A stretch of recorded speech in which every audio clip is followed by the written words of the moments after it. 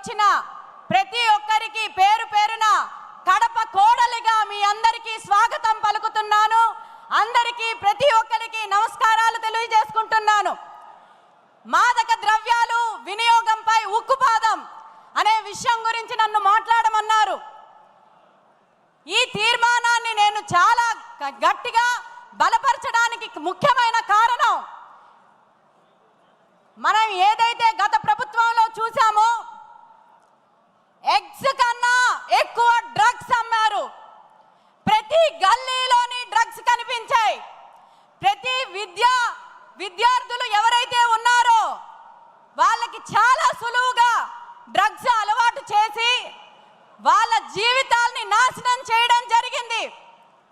గత ప్రభుత్వం విద్యార్థుల జీవితాలతోటి ఈ మాదక ద్రవ్యాలను అడ్డం పెట్టుకొని వాళ్ళ జీవితాలతో ఆడుకోవడం జరిగింది.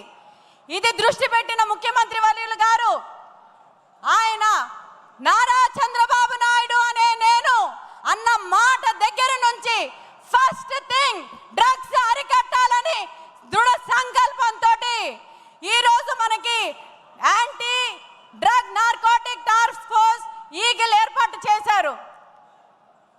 సోదరులారా, సోదరీమణులారా, మీరందరూ గుర్తుపెట్టుకోవాలి, మన పిల్లలు భవిష్యత్తు బాగుండాలంటే మాదక ద్రవ్యాల నుంచి దూరం ఉండేటట్టు మనం ఇంట్లో నుంచి ఫస్ట్ వాళ్ళకి సూచనలు ఇవ్వాలి.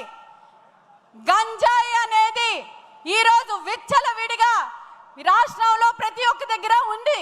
కానీ మన ప్రభుత్వం వచ్చిన తర్వాత అది కంప్లీట్గా అరికట్టడానికి చంద్రబాబు నాయుడు గారు, లోకేష్ గారు, అలాగే మన హోంమంత్రి అనిత గారు 100 days అని ఒక కార్యక్రమం చేయడం జరిగింది. మీకు అందరికీ నేను విన్నపం చేసుకుంటున్నాను. ఒక తెలుగు బిడ్డగా మిమ్మల్ని అందరినీ మీకు మళ్ళీ చెప్తున్నాను, దయచేసి పిల్లలు ఎలాంటి భవిష్యత్తులో పెరగాలన్నా కూడా మీరు ఒక దృష్టి సాధించండి.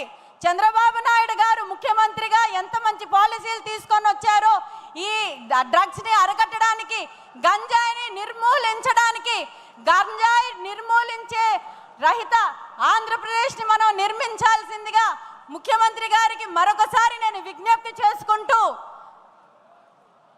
ఈ అవకాశం నాకు ఇచ్చినందుకు పేరు పేరున మీ అందరికీ ధన్యవాదాలు తెలియజేసుకుంటూ, నాకు నూతనంగా ఎమ్మెల్సీ పదవి ఇచ్చి నా మీద నమ్మకం పెట్టి నేను కౌన్సిల్లోని మన పార్టీ తరఫు నుంచి చక్కగా మాట్లాడి నిజాలు బయటికి తీసుకొని వస్తానని అవకాశం ఇచ్చినందుకు మరొకసారి మీకు కృతజ్ఞతలు తెలియజేసుకుంటూ, ఈ అవకాశం నాకు ఇచ్చినందుకు ప్రతి ఒక్కరికి ధన్యవాదాలు తెలియజేసుకుంటున్నాను.